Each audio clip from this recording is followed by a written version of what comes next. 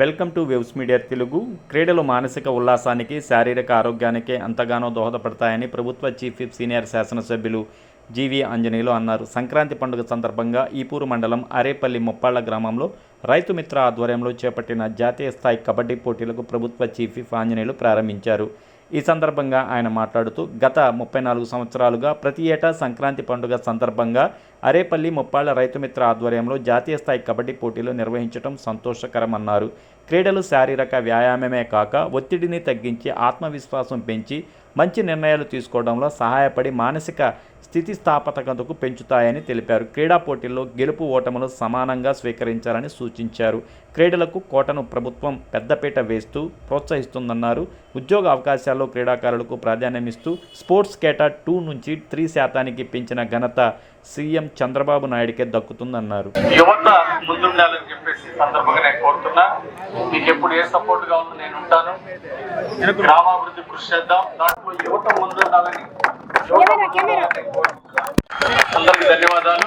మన పండుగ వాతావరణంలో మన ఊరి వరకు కబడ్డీ పోటీలు పెడదామని అనుకున్నాం.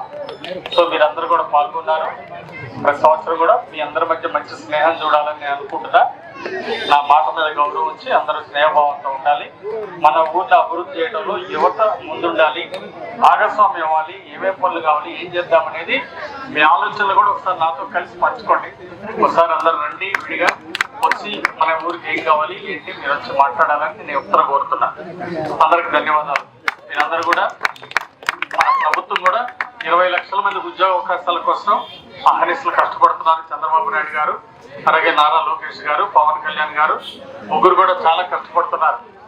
ఇప్పటికీ 13 లక్షల కోట్లు పెట్టుబడులు వచ్చినాయి. 13 లక్షల కోట్లు పెట్టుబడులు వచ్చినాయి మన రాష్ట్రానికి. ఇండియాలో నెంబర్ 1 వచ్చింది. 10 లక్షల కోట్ల అప్పులు సంక్షోభం ఉన్న రాష్ట్రం ఈరోజు మళ్ళీ ముందుకెళ్ళి స్టేట్ లో నెంబర్ 1 తీసుకొచ్చారు.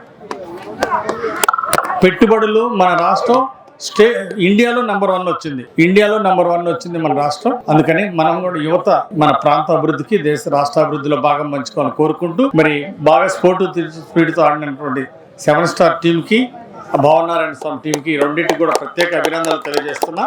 Thank you one and all. Thank you.